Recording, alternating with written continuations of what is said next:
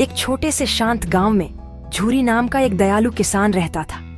वो कोई अमीर आदमी नहीं था, पर उसका दिल अपने 2 बैलों हीरा और मोती के लिए प्यार से भरा था। ये उसके लिए सिर्फ जानवर नहीं थे, वो उसका परिवार थे, खेतों के मुश्किल काम में उसके साथी थे। हीरा शांत और सोच समझकर चलने वाला था, हमेशा कुछ भी करने से पहले सोचता था। मोती फुर्तीला और जल्दी गुस्सा होने वाला था, पर उसका दिल उतना ही वफादार था। वो एक दूसरे को बिना बोले समझते थे। एक साधारण सी नजर या एक हल्की सी टक्कर ही उनके लिए काफी थी, ये जानने के लिए कि दूसरा क्या सोच रहा है। उनकी दोस्ती गांव में हर किसी के लिए एक खूबसूरत नजारा थी। झूरी उनकी बहुत प्यार से देखभाल करता था। हर दिन खेतों में उनका काम खत्म होने के बाद वो उन्हें ताज़ा पानी और नरम घास देता था। वो प्यार से उनकी गर्दन सहलाता था और उनसे अपने दिन, अपनी उम्मीदों और अपनी चिंताओं के बारे में बात करता था। बैल चुपचाप सुनते थे, उनकी बड़ी काली आंखें समझ से भरी होती थीं।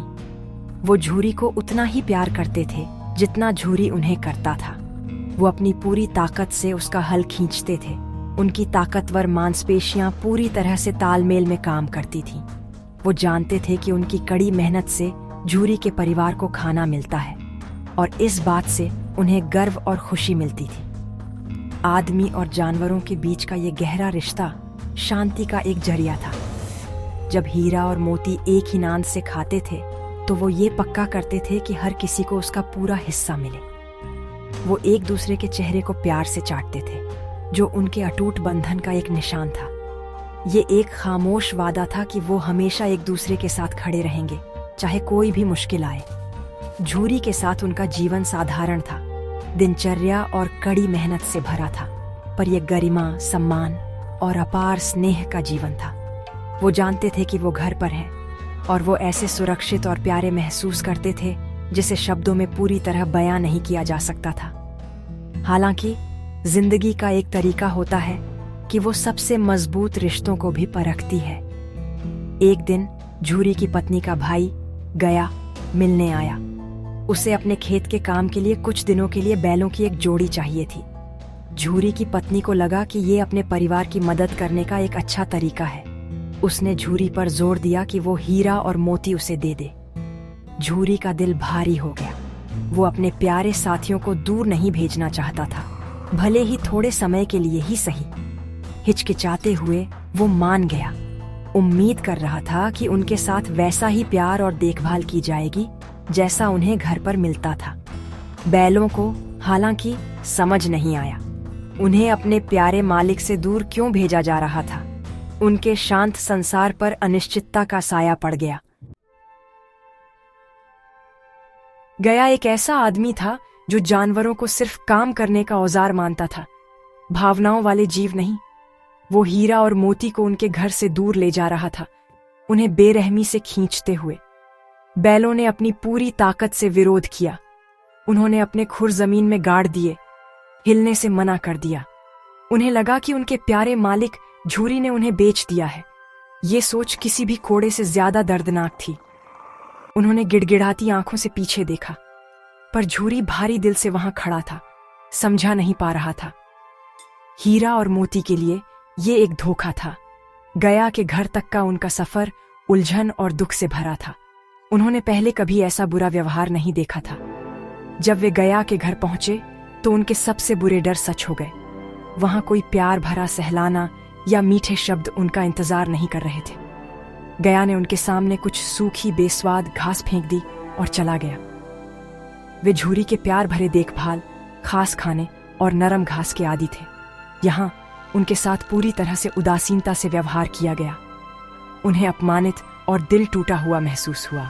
उन्होंने सूखी घास खाने से मना कर दिया, उसे घृणा से देखते हुए। उनके दिल झूरी के लिए तरस रहे थे, अपने शेड के जाने पहचाने आराम के लिए, उस साधारण प्यार के लिए जो उनके अस्तित्व का केंद्र था। नई जगह ठंडी और शत्रुतापूर्ण लग रही थी, घर से दूर एक जेल। उस रात जब गांव पर सन्नाटा छा गया, हीरा और मोती ने अपने शांत तरीके से बात की। उन्होंने फैसला किया कि वे इस जगह नहीं रुकेंगे जहां उन्हें कोई सम्मान नहीं दिखाया गया। अपनी मिलीजुली ताकत का इस्तेमाल करते हुए उन्होंने कमजोर रस्सी को खींचा और तोड़ा जो उन्हें बांध रही थी। एक आखिरी शक्तिशाली झटके के साथ रस्सी टूट गई। आजादी उनकी थी। एक पल की भी देर किए बिना वे मुड़े और भागे। उनका दिल एक ही सोच के साथ धड़क रहा था, झूरी के पास वापस जाना। वे अंधेरे खेतों में भागे, अंतर्ज्ञान और घर की शक्तिशाली यादों से निर्देशित होकर। वापसी की यात्रा दृढ़ संकल्प और उम्मीद की एक धुंध थी। अगली सुबह जब झूरी उठा और हीरा और मोती को नांद के पास अपनी सामान्य जगह पर खड़ा देखा तो उसका दिल खुशी से भर गया। वह उनके पास दौड़ा, उन्हें कसकर गले लगाया। उसकी आंखें खुशी के आंसुओं से भरी थीं। वह समझ गया कि वे उसके पास वापस आने के लिए भाग गए थे। हालांकि झूरी की पत्नी खुश नहीं थी। उसने उनकी वापसी को अपने भाई के प्रति अवज्ञा और अनादर का कार्य माना। उसने उन्हें कृतघ्न और आलसी कहा। उसने फैसला किया कि उन्हें सजा दी जाएगी। उस दिन उसने उन्हें खाने के लिए केवल सूखी घास दी। उन्हें स्वादिष्ट खली और ताज़ा चारा से वंचित कर दिया जो उन्हें पसंद था, जिससे बैलों में अन्याय की भावना और गहरी हो गई। गया अगले ही दिन वापस आ गया। उसके चेहरे पर गुस्सा साफ दिख रहा था। वो दो जानवरों से हार मानने को तैयार नहीं था। इस बार वो एक बहुत मोटी, मजबूत रस्सी लाया था। उसने हीरा और मोती को इतनी बेरहमी से बांधा कि उसकी हताशा साफ दिख रही थी। बैलों को एक बार फिर अपना घर छोड़ने पर मजबूर किया गया। उनके दिल निराशा से डूब गए। गया के खेत तक का सफर और भी मुश्किल था। मोती अपने गुस्से में लड़ना चाहता था, गया पर हमला करना चाहता था, लेकिन समझदार हीरा ने उसे शांत किया।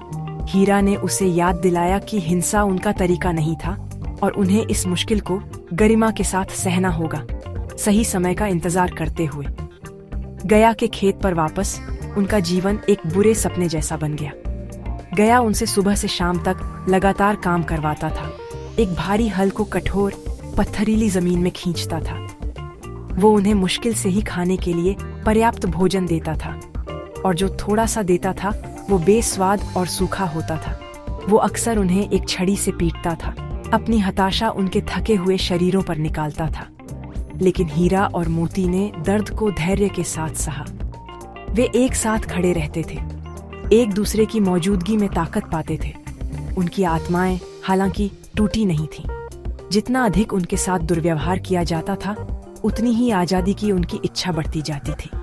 ये उनके अंदर एक जलती हुई आग बन गई थी। एक शाम एक छोटी दयालु लड़की, जो गया की पहली पत्नी की बेटी थी, ने उनका दुख देखा। उसकी अपनी सौतेली माँ उसके साथ बुरा व्यवहार करती थी, इसलिए उसे पीड़ित बैलों के साथ एक रिश्ता महसूस हुआ। चुपचाप वो हर रात उन्हें रोटी का एक टुकड़ा लाती थी। ये एक छोटा सा इशारा था, लेकिन हीरा और मोती के लिए ये उनके अंधेरे संसार में उम्मीद की एक किरण थी। ये एक याद दिलाता था कि दयालुता अभी भी मौजूद है। दया का ये छोटा सा कार्य उन्हें टिके रहने, हार न मानने की ताकत देता था। वे उसके छोटे हाथों से रोटी खाते थे। उनकी बड़ी आंखें ऐसी कृतज्ञता व्यक्त करती थीं जिसे छोटी लड़की पूरी तरह समझती थी। आजादी की इच्छा आखिर इतनी मजबूत हो गई कि उसे नजरअंदाज नहीं किया जा सका। एक रात मोती ने कहा कि वो अब और दुर्व्यवहार सहन नहीं कर सकता। वो रस्सियों को तोड़कर भागना चाहता था। रस्सी इतनी मोटी थी कि उनमें से कोई अकेला उसे नहीं तोड़ सकता था। हीरा, हमेशा की तरह रणनीतिकार, ने एक योजना सुझाई। वो रस्सी को धीरे धीरे और सावधानी से चबाकर कमजोर करेगा। रात रात भर उसने चुपचाप काम किया। उसके दांतों ने धैर्यपूर्वक मोटी रेशों को फाड़ दिया। मोती पहरा देता था, किसी भी खतरे की सूचना देने के लिए तैयार रहता था। उनकी टीम वर्क, जो सालों की दोस्ती से पैदा हुई थी, उनके उत्पीड़क के खिलाफ उनके खामोश विद्रोह में उनका सबसे बड़ा हथियार थी। उनके भागने की रात आखिरकार आ गई। एक आखिरी तालमेल वाले खिंचाव के साथ कमजोर रस्सी टूट गई। वे आजाद थे, लेकिन उनकी मुसीबतें अभी खत्म नहीं हुई थीं। वे गांव से भागे, लेकिन अपनी जल्दबाजी और उलझन में वे रास्ता भटक गए। वे मटर के एक बड़े हरे खेत में भटक गए। भूखे और थके हुए वे भूख से खाने लगे। अचानक उनका सामना एक विशाल गुस्सैल बैल से हुआ। एक भयंकर लड़ाई शुरू हो गई। एक साथ काम करते हुए हीरा ने बैल को भटकाया, जबकि मोती ने उसे बगल से सींग मार दिया। वे उस दुर्जेय प्रतिद्वंद्वी को हराने में कामयाब रहे, लेकिन वे जख्मी और भी थके हुए रह गए। उनका सफर चुनौतियों से भरा था। बैल से मुठभेड़ के तुरंत बाद उन्हें आदमियों ने पकड़ लिया और बकरियों, भैंसों और घोड़ों जैसे अन्य दुर्भाग्यपूर्ण जानवरों के साथ एक बाड़े में बंद कर दिया। यह एक मवेशी खाना था, एक ऐसी जगह जहां आवारा जानवरों को रखा जाता था। स्थितियां भयानक थीं, बिना भोजन और बहुत कम पानी के। हीरा और मोती ने देखा कि अन्य जानवर हर दिन कमजोर होते जा रहे थे। उनकी आंखों से सारी उम्मीद गायब हो रही थी। हीरा यह नजारा बर्दाश्त नहीं कर सका। उसने मोती से उसे बाड़े की कमजोर मिट्टी की दीवार तोड़ने में मदद करने का आग्रह किया। एक साथ उन्होंने बार बार दीवार पर हमला किया जब तक कि वह ढह नहीं गई, जिससे अन्य जानवरों को आजादी मिल गई। हालांकि हीरा भागने के लिए बहुत थक गया था।